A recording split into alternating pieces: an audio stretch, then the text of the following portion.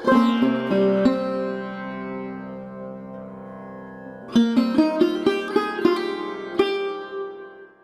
हर महादेव, जय जय शिव शंभू। प्रिय भक्तों, हमेशा ही भक्तों की हर मुराद पूरी करने वाले देवों के देव महादेव जी की सदा ही जय हो। प्रिय भक्तों, अगर तुम धन की कमी से परेशान हो और नौकरी या व्यवसाय में कठिनाई चल रही है, तो भगवान भोलेनाथ की कृपा से हम आपको एक बहुत ही ज्यादा चमत्कारी मंत्र बता देते हैं, जिसके नियमित 108 बार जाप या श्रवण से आपकी सभी परेशानियां दूर हो जाएंगी और आपका घर धन धान्य से भरपूर हो जाएगा। भगवान शिव, जिन्हें महादेव कहा जाता है, अज्ञानता के अंधकार को मिटाने वाले हैं। उनका नाम लेने से भक्तों के सभी पाप दूर हो जाते हैं और उन्हें मोक्ष की प्राप्ति होती है। भगवान शिव का स्वरूप त्रिनेत्रधारी और भूत भावन है। वह सृष्टि के पालक, कर्ता और संहारक है। उनकी शक्ति के बिना कोई भी कार्य सिद्ध नहीं होता है। शीतलता और करुणा से भरे भगवान शिव भक्तों के संकटों का नाश करते हैं। भगवान शिव और माता पार्वती का प्रेम अनंत और अद्वितीय है। माता पार्वती ने तपस्या के माध्यम से शिव जी को प्रसन्न किया, जिससे यह सिद्ध होता है कि सच्ची प्रेम और समर्पण से सभी इच्छाएं पूरी हो सकती है। माता पार्वती की अनन्य भक्ति और तप से भगवान शिव ने उन्हें स्वीकार किया और उनका विवाह सृष्टि का एक महत्वपूर्ण अध्याय है। शिव पुराण में कहा गया है कि जो व्यक्ति सच्चे मन से मंत्र का जाप करता है, उसे धन, सुख और शांति की प्राप्ति होती है। यह मंत्र आत्मा की शुद्धि और मानसिक शांति का साधन है। भक्तों को सलाह दी जाती है कि वह नियमित रूप से शिव का ध्यान करें और उनकी महिमा का गुणगान करें। भगवान शिव अपने भक्तों की हर समस्या का समाधान करते हैं। उनका आशीर्वाद पाने वाला व्यक्ति हर संकट से उबर जाता है। वह सच्चे भक्तों के लिए सदैव उपस्थित रहते हैं। शिव की कृपा से भक्तों की समस्त इच्छाएं पूरी होती हैं और उनके जीवन में समृद्धि आती है। भगवान शिव का आशीर्वाद उन पर होता है जो श्रद्धा और भक्ति से उनका ध्यान करते हैं। उनके नाम का जाप करने से जीवन की सभी कठिनाइयां सरल हो जाती है। तो प्रिय भक्तों, आइए धन धान्य से भरपूर करने वाले और सभी कष्टों का नाश करने वाले देवों के देव महादेव जी का यह चमत्कारी मंत्र पूरा 108 बार सुन लेते हैं। इससे पहले आपसे विनम्र निवेदन है कि अगर आपको हमारा यह वीडियो पसंद आया हो तो एक लाइक जरूर करें और हमारे YouTube चैनल आस्था ज्ञान को सब्सक्राइब करना ना भूलें। कमेंट में हर हर महादेव लिखकर अपनी उपस्थिति जरूर दिखाएं। मंत्र इस प्रकार है। ओम त्र्यंबकं यजामहे सुगंधिं पुष्टिवर्धनम् उर्वारुकमिव बन्धनान् मृत्योर्मुच्यमामृतात्। ओम त्र्यंबकं यजामहे सुगंधिं पुष्टिवर्धनम् उर्वारुकमिव बन्धनान् मृत्योर्मुच्यमामृतात्। ओम त्र्यंबकं यजामहे सुगंधिं पुष्टिवर्धनम् उर्वारुकमिव बन्धनान् मृत्योर्मुच्यमामृतात्। ओम त्र्यंबकं यजामहे सुगंधिं पुष्टिवर्धनम् उर्वारुकमिव बन्धनान् मृत्योर्मुच्यमामृतात्। ओम त्र्यंबकं यजामहे सुगंधिं पुष्टिवर्धनम् उर्वारुकमिव बन्धनान् मृत्योर्मुच्यमामृतात्। ओम त्र्यंबकं यजामहे सुगंधिं पुष्टिवर्धनम् उर्वारुकमिव बन्धनान् मृत्योर्मुच्यमामृतात्।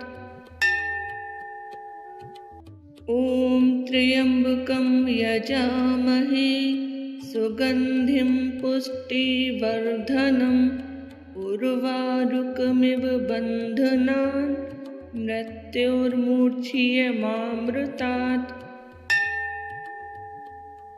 ॐ त्र्यम्बकं यजामहे सुगन्धिं पुष्टिवर्धनम् उर्वारुकमिव बन्धनान् मृत्योर्मुच्यमामृतात्। ॐ त्र्यम्बकं यजामहे सुगन्धिं पुष्टिवर्धनम् उर्वारुकमिव बन्धनान् मृत्योर्मुच्यमामृतात्। ॐ त्र्यम्बकं यजामहे सुगन्धिं पुष्टिवर्धनम् उर्वारुकमिव बन्धनान् मृत्योर्मुच्यमामृतात्। ॐ त्र्यम्बकं यजामहे सुगन्धिं पुष्टिवर्धनम् उर्वारुकमिव बन्धनान् मृत्योर्मुच्यमामृतात्।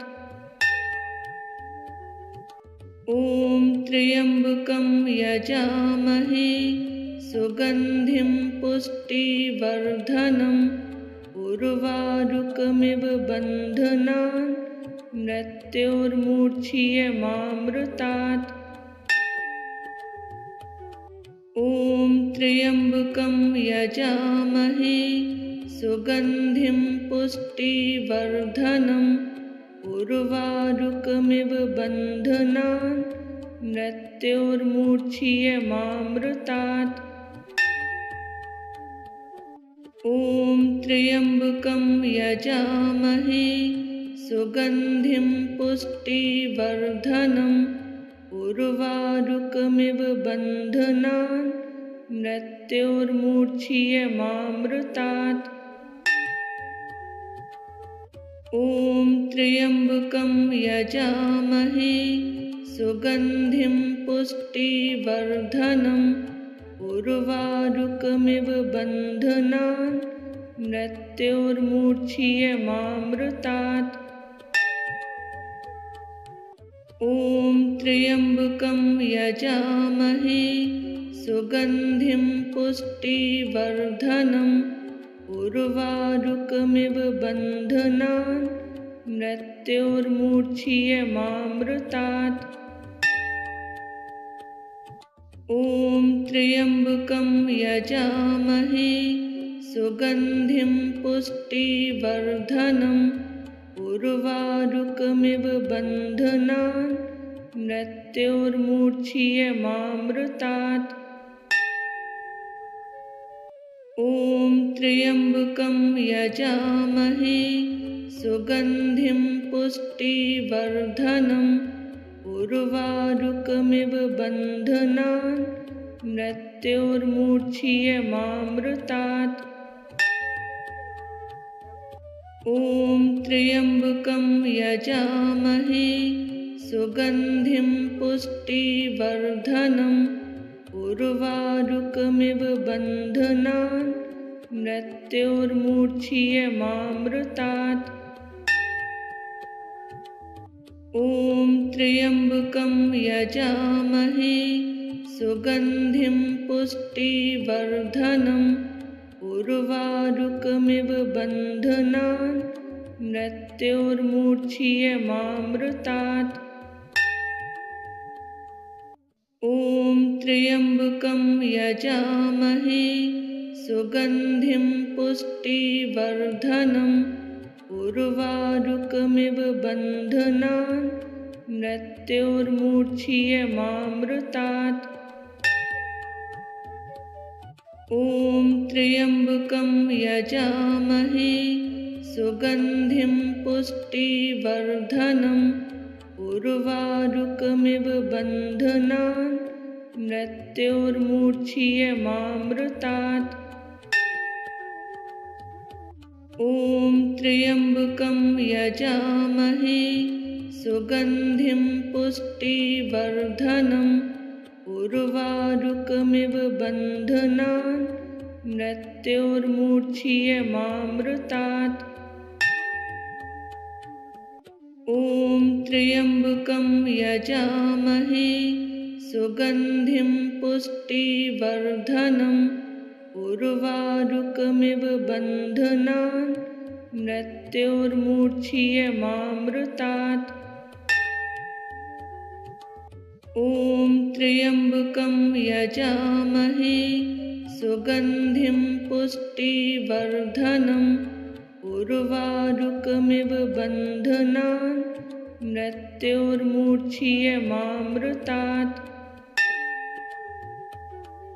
ॐ त्र्यम्बकं यजामहे सुगन्धिं पुष्टिवर्धनम् उर्वारुकमिव बन्धनान् मृत्योर्मुक्षीयमामृतात्।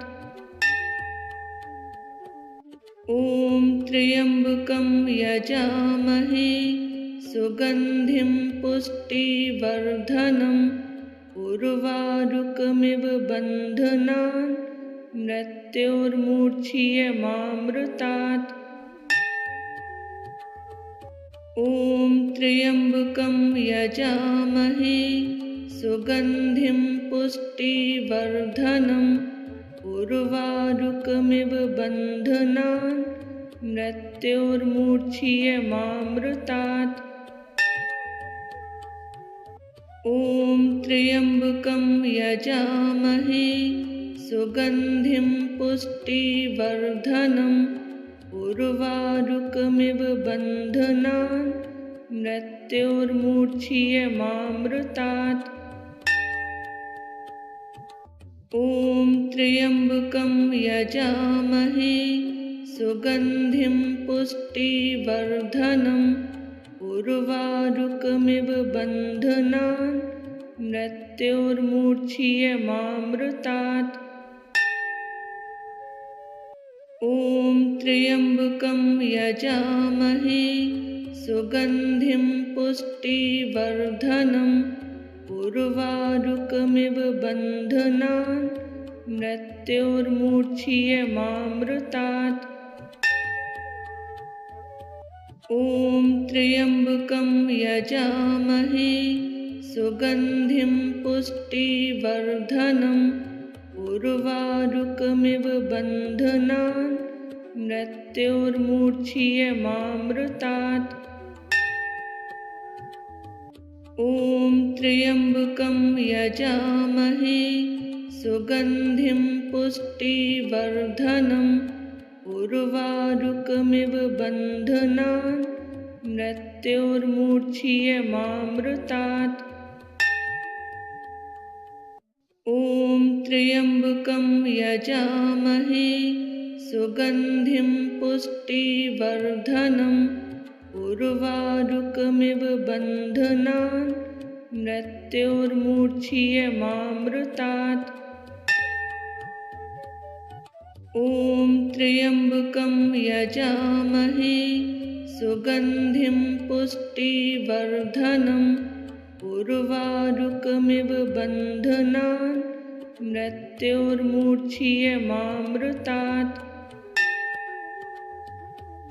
ॐ त्र्यम्बकं यजामहे सुगन्धिं पुष्टिवर्धनम् उर्वारुकमिव बन्धनान् मृत्योर्मुक्षीयमामृतात्।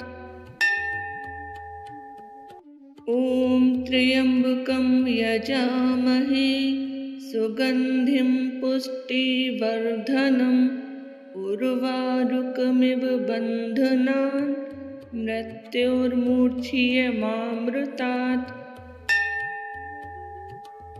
ॐ त्र्यम्बकं यजामहे सुगन्धिं पुष्टिवर्धनम् उर्वारुकमिव बन्धनान् मृत्योर्मुक्षीयमामृतात्। ॐ त्र्यम्बकं यजामहे सुगन्धिं पुष्टिवर्धनम् उर्वारुकमिव बन्धनान् मृत्योर्मुक्षीयमामृतात्। ॐ त्र्यम्बकं यजामहे सुगन्धिं पुष्टिवर्धनम् उर्वारुकमिव बन्धनान् मृत्योर्मुच्यमामृतात्। ॐ त्र्यम्बकं यजामहे सुगन्धिं पुष्टिवर्धनम् उर्वारुकमिव बन्धनान् मृत्योर्मुच्यमामृतात्। ॐ त्र्यम्बकं यजामहे सुगन्धिं पुष्टिवर्धनम् उर्वारुकमिव बन्धनान् मृत्योर्मुच्यमामृतात्। ॐ त्र्यम्बकं यजामहे सुगन्धिं पुष्टिवर्धनम् उर्वारुकमिव बन्धनान् मृत्योर्मुच्यमामृतात्। ॐ त्र्यम्बकं यजामहे सुगन्धिं पुष्टिवर्धनम् उर्वारुकमिव बन्धनान् मृत्योर्मुच्यमामृतात्। ॐ त्र्यम्बकं यजामहे सुगन्धिं पुष्टिवर्धनम् उर्वारुकमिव बन्धनान् मृत्योर्मुच्यमामृतात्। ॐ त्र्यम्बकं यजामहे सुगन्धिं पुष्टिवर्धनम् उर्वारुकमिव बन्धनान् मृत्योर्मुच्यमामृतात्। ॐ त्र्यम्बकं यजामहे सुगन्धिं पुष्टिवर्धनम् उर्वारुकमिव बन्धनान् मृत्योर्मुच्यमामृतात्। ॐ त्र्यम्बकं यजामहे सुगन्धिं पुष्टिवर्धनम् उर्वारुकमिव बन्धनान् मृत्योर्मुच्यमामृतात्। ॐ त्र्यम्बकं यजामहे सुगन्धिं पुष्टिवर्धनम् उर्वारुकमिव बन्धनान् मृत्योर्मुच्यमामृतात्। ॐ त्र्यम्बकं यजामहे सुगन्धिं पुष्टिवर्धनम् उर्वारुकमिव बन्धनान् मृत्योर्मुच्यमामृतात्। ॐ त्र्यम्बकं यजामहे सुगन्धिं पुष्टिवर्धनम् उर्वारुकमिव बन्धनान् मृत्योर्मुच्यमामृतात्। ॐ त्र्यम्बकं यजामहे सुगन्धिं पुष्टिवर्धनम् उर्वारुकमिव बन्धनान् मृत्योर्मुच्यमामृतात्। ॐ त्र्यम्बकं यजामहे सुगन्धिं पुष्टिवर्धनम् उर्वारुकमिव बन्धनान् मृत्योर्मुच्यमामृतात्। ॐ त्र्यम्बकं यजामहे सुगन्धिं पुष्टिवर्धनम् उर्वारुकमिव बन्धनान् मृत्योर्मुच्यमामृतात्। ॐ त्र्यम्बकं यजामहे सुगन्धिं पुष्टिवर्धनम् उर्वारुकमिव बन्धनान् मृत्योर्मुच्यमामृतात्। ॐ त्र्यम्बकं यजामहे सुगन्धिं पुष्टिवर्धनम् उर्वारुकमिव बन्धनान् मृत्योर्मुच्यमामृतात्। ॐ त्र्यम्बकं यजामहे सुगन्धिं पुष्टिवर्धनम् उर्वारुकमिव बन्धनान् मृत्योर्मुच्यमामृतात्। ॐ त्र्यम्बकं यजामहे सुगन्धिं पुष्टिवर्धनम् उर्वारुकमिव बन्धनान् मृत्योर्मुच्यमामृतात्। ॐ त्र्यम्बकं यजामहे सुगन्धिं पुष्टिवर्धनम् उर्वारुकमिव बन्धनान् मृत्योर्मुच्यमामृतात्। ॐ त्र्यम्बकं यजामहे सुगन्धिं पुष्टिवर्धनम् उर्वारुकमिव बन्धनान् मृत्योर्मुच्यमामृतात्। ॐ त्र्यम्बकं यजामहे सुगन्धिं पुष्टिवर्धनम् उर्वारुकमिव बन्धनान् मृत्योर्मुच्यमामृतात्। ॐ त्र्यम्बकं यजामहे सुगन्धिं पुष्टिवर्धनम् उर्वारुकमिव बन्धनान् मृत्योर्मुच्यमामृतात्।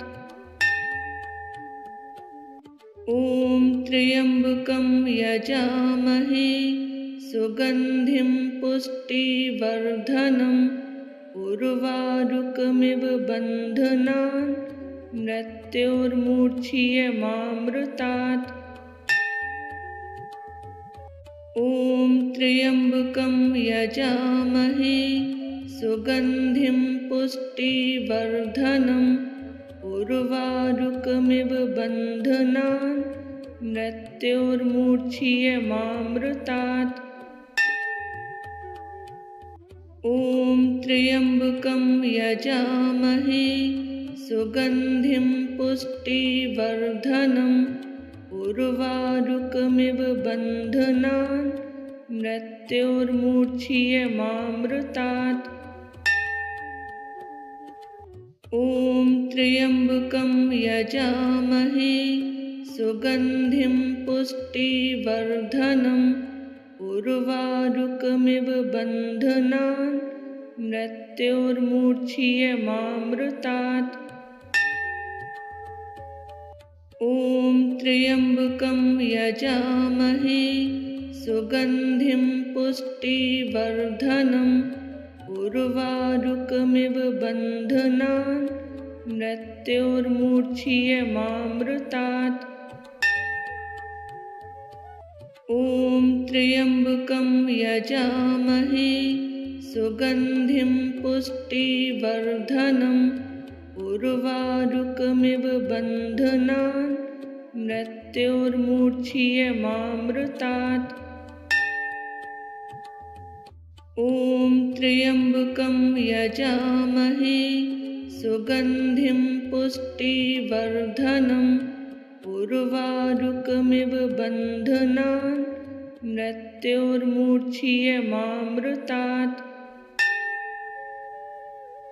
ॐ त्र्यम्बकं यजामहे सुगन्धिं पुष्टिवर्धनम् उर्वारुकमिव बन्धनान् मृत्योर्मुच्यमामृतात्। ॐ त्र्यम्बकं यजामहे सुगन्धिं पुष्टिवर्धनम् उर्वारुकमिव बन्धनान् मृत्योर्मुच्यमामृतात्। ॐ त्र्यम्बकं यजामहे सुगन्धिं पुष्टिवर्धनम् उर्वारुकमिव बन्धनान् मृत्योर्मुच्यमामृतात्। ॐ त्र्यम्बकं यजामहे सुगन्धिं पुष्टिवर्धनम् उर्वारुकमिव बन्धनान् मृत्योर्मुच्यमामृतात्। ॐ त्र्यम्बकं यजामहे सुगन्धिं पुष्टिवर्धनम् उर्वारुकमिव बन्धनान् मृत्योर्मुच्यमामृतात्। ॐ त्र्यम्बकं यजामहे सुगन्धिं पुष्टिवर्धनम् उर्वारुकमिव बन्धनान् मृत्योर्मुच्यमामृतात्।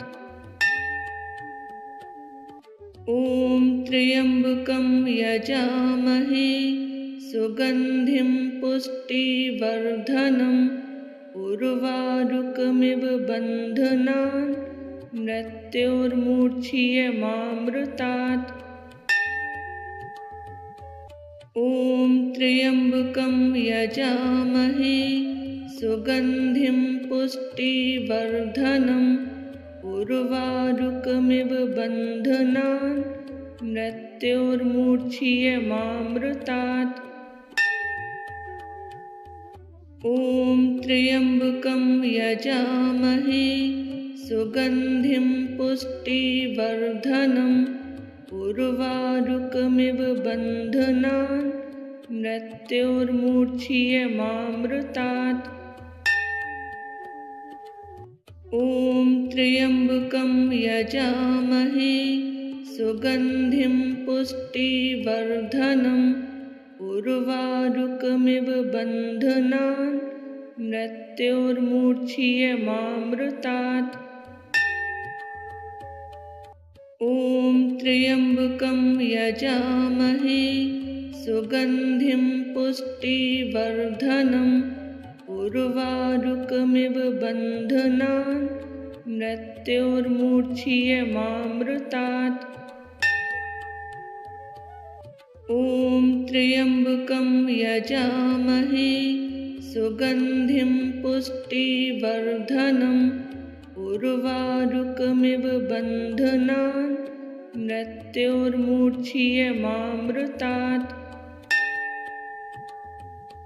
ॐ त्र्यम्बकं यजामहे सुगन्धिं पुष्टिवर्धनम् उर्वारुकमिव बन्धनान् मृत्योर्मुच्यमामृतात्। ॐ त्र्यम्बकं यजामहे सुगन्धिं पुष्टिवर्धनम् उर्वारुकमिव बन्धनान् मृत्योर्मुच्यमामृतात्। ॐ त्र्यम्बकं यजामहे सुगन्धिं पुष्टिवर्धनम् उर्वारुकमिव बन्धनान् मृत्योर्मुच्यमामृतात्। ॐ त्र्यम्बकं यजामहे सुगन्धिं पुष्टिवर्धनम् उर्वारुकमिव बन्धनान् मृत्योर्मुच्यमामृतात्। ॐ त्र्यम्बकं यजामहे सुगन्धिं पुष्टिवर्धनम् उर्वारुकमिव बन्धनान् मृत्योर्मुच्यमामृतात्। ॐ त्र्यम्बकं यजामहे सुगन्धिं पुष्टिवर्धनम् उर्वारुकमिव बन्धनान् मृत्योर्मुच्यमामृतात्। ॐ त्र्यम्बकं यजामहे सुगन्धिं पुष्टिवर्धनम् उर्वारुकमिव बन्धनान् मृत्योर्मुक्षीयमामृतात्। ॐ त्र्यम्बकं यजामहे सुगन्धिं पुष्टिवर्धनम् उर्वारुकमिव बन्धनान् मृत्योर्मुक्षीयमामृतात्। ॐ त्र्यम्बकं यजामहे सुगन्धिं पुष्टिवर्धनम् उर्वारुकमिव बन्धनान् मृत्योर्मुक्षीयमामृतात्। ॐ त्र्यम्बकं यजामहे सुगन्धिं पुष्टिवर्धनम् उर्वारुकमिव बन्धनान् मृत्योर्मुक्षीयमामृतात्। ॐ त्र्यम्बकं यजामहे सुगन्धिं पुष्टिवर्धनम् उर्वारुकमिव बन्धनान् मृत्योर्मुक्षीयमामृतात्। ॐ त्र्यम्बकं यजामहे सुगन्धिं पुष्टिवर्धनम् उर्वारुकमिव बन्धनान् मृत्योर्मुक्षीयमामृतात्। ॐ त्र्यम्बकं यजामहे सुगन्धिं पुष्टिवर्धनम् उर्वारुकमिव बन्धनान् मृत्योर्मुक्षीयमामृतात्। ॐ त्र्यम्बकं यजामहे सुगन्धिं पुष्टिवर्धनम् उर्वारुकमिव बन्धनान् मृत्योर्मुक्षीयमामृतात्। ॐ त्र्यम्बकं यजामहे सुगन्धिं पुष्टिवर्धनम् उर्वारुकमिव बन्धनान् मृत्योर्मुक्षीयमामृतात्। ॐ त्र्यम्बकं यजामहे सुगन्धिं पुष्टिवर्धनम् उर्वारुकमिव बन्धनान् मृत्योर्मुक्षीयमामृतात्। ॐ त्र्यम्बकं यजामहे सुगन्धिं पुष्टिवर्धनम् उर्वारुकमिव बन्धनान् मृत्योर्मुक्षीयमामृतात्। ॐ त्र्यम्बकं यजामहे सुगन्धिं पुष्टिवर्धनम् उर्वारुकमिव बन्धनान् मृत्योर्मुक्षीयमामृतात्। ॐ त्र्यम्बकं यजामहे सुगन्धिं पुष्टिवर्धनम् उर्वारुकमिव बन्धनान् मृत्योर्मुक्षीयमामृतात्। ॐ त्र्यम्बकं यजामहे सुगन्धिं पुष्टिवर्धनम् उर्वारुकमिव बन्धनान् मृत्योर्मुक्षीयमामृतात्। ॐ त्र्यम्बकं यजामहे सुगन्धिं पुष्टिवर्धनम् उर्वारुकमिव बन्धनान् मृत्योर्मुक्षीयमामृतात्। ॐ त्र्यम्बकं यजामहे सुगन्धिं पुष्टिवर्धनम् उर्वारुकमिव बन्धनान् मृत्योर्मुक्षीयमामृतात्। ॐ त्र्यम्बकं यजामहे सुगन्धिं पुष्टिवर्धनम् उर्वारुकमिव बन्धनान् मृत्योर्मुक्षीयमामृतात्। ॐ त्र्यम्बकं यजामहे सुगन्धिं पुष्टिवर्धनम् उर्वारुकमिव बन्धनान् मृत्योर्मुच्यमामृतात्। ॐ त्र्यम्बकं यजामहे सुगन्धिं पुष्टिवर्धनम् उर्वारुकमिव बन्धनान् मृत्योर्मुच्यमामृतात्। ॐ त्र्यम्बकं यजामहे सुगन्धिं पुष्टिवर्धनम् उर्वारुकमिव बन्धनान् मृत्योर्मुच्यमामृतात्। ॐ त्र्यम्बकं यजामहे सुगन्धिं पुष्टिवर्धनम् उर्वारुकमिव बन्धनान् मृत्योर्मुच्यमामृतात्। ॐ त्र्यम्बकं यजामहे सुगन्धिं पुष्टिवर्धनम् उर्वारुकमिव बन्धनान् मृत्योर्मुच्यमामृतात्।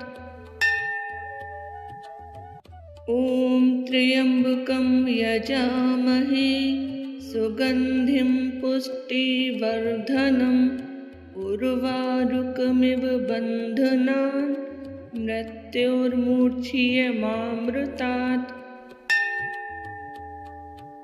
ॐ त्र्यम्बकं यजामहे सुगन्धिं पुष्टिवर्धनम् उर्वारुकमिव बन्धनान् मृत्योर्मुच्यमामृतात्। ॐ त्र्यम्बकं यजामहे सुगन्धिं पुष्टिवर्धनम् उर्वारुकमिव बन्धनान् मृत्योर्मुच्यमामृतात्। ॐ त्र्यम्बकं यजामहे सुगन्धिं पुष्टिवर्धनम् उर्वारुकमिव बन्धनान् मृत्योर्मुच्यमामृतात्। ॐ त्र्यम्बकं यजामहे सुगन्धिं पुष्टिवर्धनम् उर्वारुकमिव बन्धनान् मृत्योर्मुच्यमामृतात्। ॐ त्र्यम्बकं यजामहे सुगन्धिं पुष्टिवर्धनम् उर्वारुकमिव बन्धनान् मृत्योर्मुच्यमामृतात्। ॐ त्र्यम्बकं यजामहे सुगन्धिं पुष्टिवर्धनम् उर्वारुकमिव बन्धनान् मृत्योर्मुच्यमामृतात्। ॐ त्र्यम्बकं यजामहे सुगन्धिं पुष्टिवर्धनम् उर्वारुकमिव बन्धनान् मृत्योर्मुच्यमामृतात्। ॐ त्र्यम्बकं यजामहे सुगन्धिं पुष्टिवर्धनम् उर्वारुकमिव बन्धनान् मृत्योर्मुच्यमामृतात्। ॐ त्र्यम्बकं यजामहे सुगन्धिं पुष्टिवर्धनम् उर्वारुकमिव बन्धनान् मृत्योर्मुच्यमामृतात्। ॐ त्र्यम्बकं यजामहे सुगन्धिं पुष्टिवर्धनम् उर्वारुकमिव बन्धनान् मृत्योर्मुच्यमामृतात्। ॐ त्र्यम्बकं यजामहे सुगन्धिं पुष्टिवर्धनम् उर्वारुकमिव बन्धनान् मृत्योर्मुच्यमामृतात्। ॐ त्र्यम्बकं यजामहे सुगन्धिं पुष्टिवर्धनम् उर्वारुकमिव बन्धनान् मृत्योर्मुच्यमामृतात्। ॐ त्र्यम्बकं यजामहे सुगन्धिं पुष्टिवर्धनम् उर्वारुकमिव बन्धनान् मृत्योर्मुच्यमामृतात्। ॐ त्र्यम्बकं यजामहे सुगन्धिं पुष्टिवर्धनम् उर्वारुकमिव बन्धनान् मृत्योर्मुच्यमामृतात्। ॐ त्र्यम्बकं यजामहे सुगन्धिं पुष्टिवर्धनम् उर्वारुकमिव बन्धनान् मृत्योर्मुच्यमामृतात्। ॐ त्र्यम्बकं यजामहे सुगन्धिं पुष्टिवर्धनम् उर्वारुकमिव बन्धनान् मृत्योर्मुच्यमामृतात्। ॐ त्र्यम्बकं यजामहे सुगन्धिं पुष्टिवर्धनम् उर्वारुकमिव बन्धनान् मृत्योर्मुच्यमामृतात्। ॐ त्र्यम्बकं यजामहे सुगन्धिं पुष्टिवर्धनम् उर्वारुकमिव बन्धनान् मृत्योर्मुच्यमामृतात्। ॐ त्र्यम्बकं यजामहे सुगन्धिं पुष्टिवर्धनम् उर्वारुकमिव बन्धनान् मृत्योर्मुच्यमामृतात्। ॐ त्र्यम्बकं यजामहे सुगन्धिं पुष्टिवर्धनम् उर्वारुकमिव बन्धनान् मृत्योर्मुच्यमामृतात्।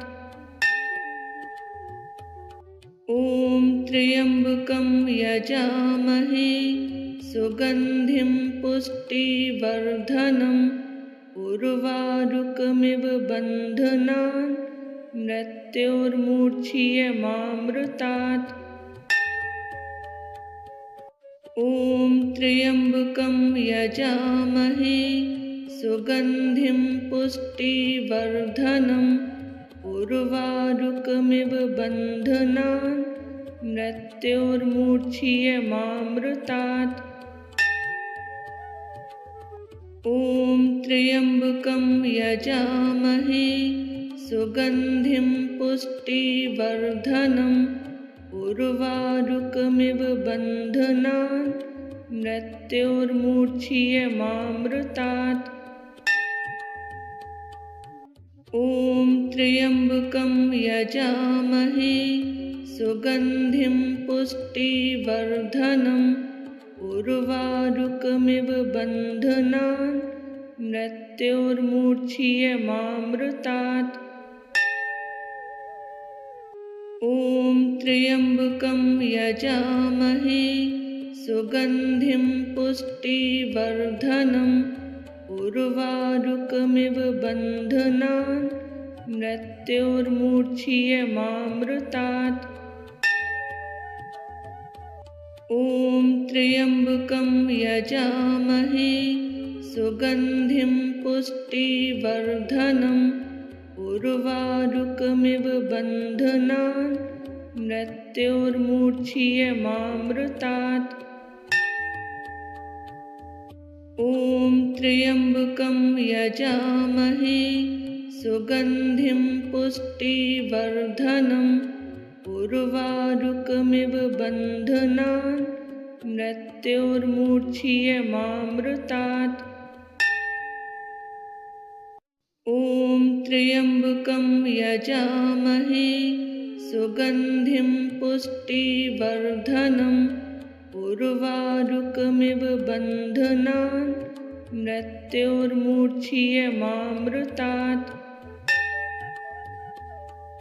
ॐ त्र्यम्बकं यजामहे सुगन्धिं पुष्टिवर्धनम् उर्वारुकमिव बन्धनान् मृत्योर्मुच्यमामृतात्। ॐ त्र्यम्बकं यजामहे सुगन्धिं पुष्टिवर्धनम् उर्वारुकमिव बन्धनान् मृत्योर्मुच्यमामृतात्। ॐ त्र्यम्बकं यजामहे सुगन्धिं पुष्टिवर्धनम् उर्वारुकमिव बन्धनान् मृत्योर्मुच्यमामृतात्। ॐ त्र्यम्बकं यजामहे सुगन्धिं पुष्टिवर्धनम् उर्वारुकमिव बन्धनान् मृत्योर्मुच्यमामृतात्। ॐ त्र्यम्बकं यजामहे सुगन्धिं पुष्टिवर्धनम् उर्वारुकमिव बन्धनान् मृत्योर्मुच्यमामृतात्। ॐ त्र्यम्बकं यजामहे सुगन्धिं पुष्टिवर्धनम् उर्वारुकमिव बन्धनान् मृत्योर्मुच्यमामृतात्। ॐ त्र्यम्बकं यजामहे सुगन्धिं पुष्टिवर्धनम् उर्वारुकमिव बन्धनान् मृत्योर्मुच्यमामृतात्। ॐ त्र्यम्बकं यजामहे सुगन्धिं पुष्टिवर्धनम् उर्वारुकमिव बन्धनान् मृत्योर्मुच्यमामृतात्। ॐ त्र्यम्बकं यजामहे सुगन्धिं पुष्टिवर्धनम् उर्वारुकमिव बन्धनान् मृत्योर्मुच्यमामृतात्। ॐ त्र्यम्बकं यजामहे सुगन्धिं पुष्टिवर्धनम् उर्वारुकमिव बन्धनान् मृत्योर्मुच्यमामृतात्। ॐ त्र्यम्बकं यजामहे सुगन्धिं पुष्टिवर्धनम् उर्वारुकमिव बन्धनान् मृत्योर्मुच्यमामृतात्। ॐ त्र्यम्बकं यजामहे सुगन्धिं पुष्टिवर्धनम् उर्वारुकमिव बन्धनान् मृत्योर्मुच्यमामृतात्। ॐ त्र्यम्बकं यजामहे सुगन्धिं पुष्टिवर्धनम् उर्वारुकमिव बन्धनान् मृत्योर्मुच्यमामृतात्। ॐ त्र्यम्बकं यजामहे सुगन्धिं पुष्टिवर्धनम् उर्वारुकमिव बन्धनान् मृत्योर्मुच्यमामृतात्। ॐ त्र्यम्बकं यजामहे सुगन्धिं पुष्टिवर्धनम् उर्वारुकमिव बन्धनान् मृत्योर्मुच्यमामृतात्। ॐ त्र्यम्बकं यजामहे सुगन्धिं पुष्टिवर्धनम् उर्वारुकमिव बन्धनान् मृत्योर्मुच्यमामृतात्। ॐ त्र्यम्बकं यजामहे सुगन्धिं पुष्टिवर्धनम् उर्वारुकमिव बन्धनान् मृत्योर्मुच्यमामृतात्। ॐ त्र्यम्बकं यजामहे सुगन्धिं पुष्टिवर्धनम् उर्वारुकमिव बन्धनान् मृत्योर्मुच्यमामृतात्। ॐ त्र्यम्बकं यजामहे सुगन्धिं पुष्टिवर्धनम् उर्वारुकमिव बन्धनान् मृत्योर्मुच्यमामृतात्। ॐ त्र्यम्बकं यजामहे सुगन्धिं पुष्टिवर्धनम् उर्वारुकमिव बन्धनान् मृत्योर्मुच्यमामृतात्। ॐ त्र्यम्बकं यजामहे सुगन्धिं पुष्टिवर्धनम् उर्वारुकमिव बन्धनान् मृत्योर्मुच्यमामृतात्। ॐ त्र्यम्बकं यजामहे सुगन्धिं पुष्टिवर्धनम् उर्वारुकमिव बन्धनान् मृत्योर्मुच्यमामृतात्। ॐ त्र्यम्बकं यजामहे सुगन्धिं पुष्टिवर्धनम् उर्वारुकमिव बन्धनान् मृत्योर्मुच्यमामृतात्। ॐ त्र्यम्बकं यजामहे सुगन्धिं पुष्टिवर्धनम् उर्वारुकमिव बन्धनान् मृत्योर्मुच्यमामृतात्। ॐ त्र्यम्बकं यजामहे सुगन्धिं पुष्टिवर्धनम् उर्वारुकमिव बन्धनान् मृत्योर्मुच्यमामृतात्। ॐ त्र्यम्बकं यजामहे सुगन्धिं पुष्टिवर्धनम् उर्वारुकमिव बन्धनान् मृत्योर्मुच्यमामृतात्। ॐ त्र्यम्बकं यजामहे सुगन्धिं पुष्टिवर्धनम् उर्वारुकमिव बन्धनान् मृत्योर्मुच्यमामृतात्। ॐ त्र्यम्बकं यजामहे सुगन्धिं पुष्टिवर्धनम् उर्वारुकमिव बन्धनान् मृत्योर्मुच्यमामृतात्।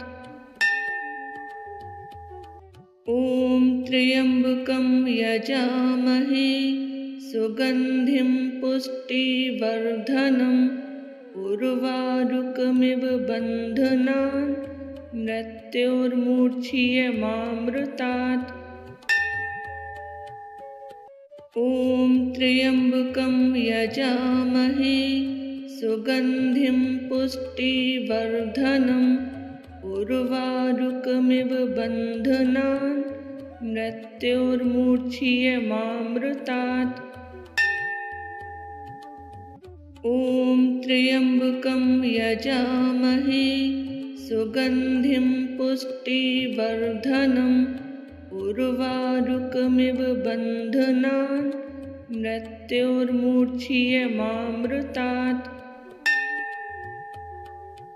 ॐ त्र्यम्बकं यजामहे सुगन्धिं पुष्टिवर्धनम् उर्वारुकमिव बन्धनान् मृत्योर्मूर्च्छियमामृतात्। ॐ त्र्यम्बकं यजामहे सुगन्धिं पुष्टिवर्धनम् उर्वारुकमिव बन्धनान् मृत्योर्मूर्च्छियमामृतात्। ॐ त्र्यम्बकं यजामहे सुगन्धिं पुष्टिवर्धनम् उर्वारुकमिव बन्धनान् मृत्योर्मूर्च्छियमामृतात्। ॐ त्र्यम्बकं यजामहे सुगन्धिं पुष्टिवर्धनम् उर्वारुकमिव बन्धनान् मृत्योर्मूर्च्छियमामृतात्।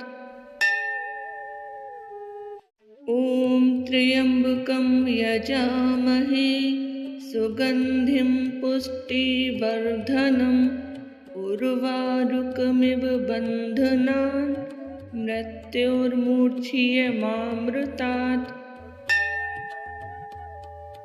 ॐ त्र्यम्बकं यजामहे सुगन्धिं पुष्टिवर्धनम् उर्वारुकमिव बन्धनान् मृत्योर्मूर्च्छियमामृतात्।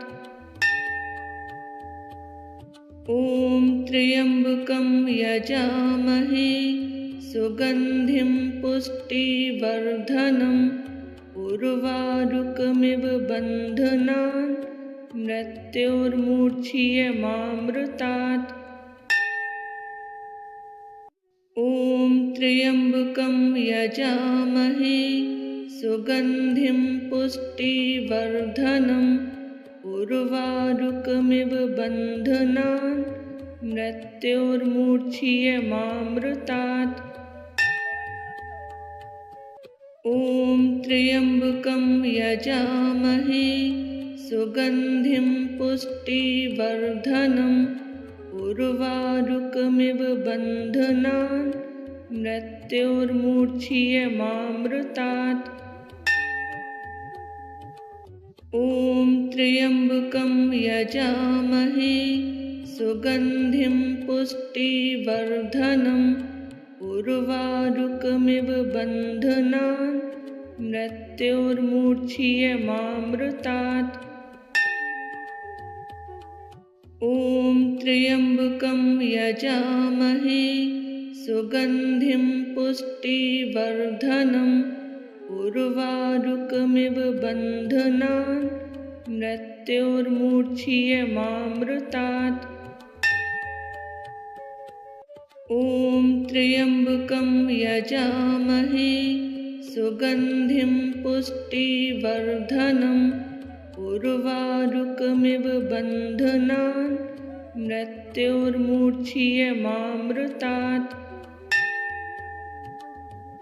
ॐ त्र्यम्बकं यजामहे सुगन्धिं पुष्टिवर्धनम् उर्वारुकमिव बन्धनान् मृत्योर्मूर्च्छियमामृतात्। ॐ त्र्यम्बकं यजामहे सुगन्धिं पुष्टिवर्धनम् उर्वारुकमिव बन्धनान् मृत्योर्मूर्च्छियमामृतात्। ॐ त्र्यम्बकं यजामहे सुगन्धिं पुष्टिवर्धनम् उर्वारुकमिव बन्धनान् मृत्योर्मूर्च्छियमामृतात्। ॐ त्र्यम्बकं यजामहे सुगन्धिं पुष्टिवर्धनम् उर्वारुकमिव बन्धनान् मृत्योर्मूर्च्छियमामृतात्। ॐ त्र्यम्बकं यजामहे सुगन्धिं पुष्टिवर्धनम् उर्वारुकमिव बन्धनान् मृत्योर्मुच्यमामृतात्। ॐ त्र्यम्बकं यजामहे सुगन्धिं पुष्टिवर्धनम् उर्वारुकमिव बन्धनान् मृत्योर्मुच्यमामृतात्। ॐ त्र्यम्बकं यजामहे सुगन्धिं पुष्टिवर्धनम् उर्वारुकमिव बन्धनान् मृत्योर्मुच्यमामृतात्। ॐ त्र्यम्बकं यजामहे सुगन्धिं पुष्टिवर्धनम् उर्वारुकमिव बन्धनान् मृत्योर्मुच्यमामृतात्। ॐ त्र्यम्बकं यजामहे सुगन्धिं पुष्टिवर्धनम् उर्वारुकमिव बन्धनान् मृत्योर्मुच्यमामृतात्। ॐ त्र्यम्बकं यजामहे सुगन्धिं पुष्टिवर्धनम् उर्वारुकमिव बन्धनान् मृत्योर्मुच्यमामृतात्। ॐ त्र्यम्बकं यजामहे सुगन्धिं पुष्टिवर्धनम् उर्वारुकमिव बन्धनान् मृत्योर्मुच्यमामृतात्।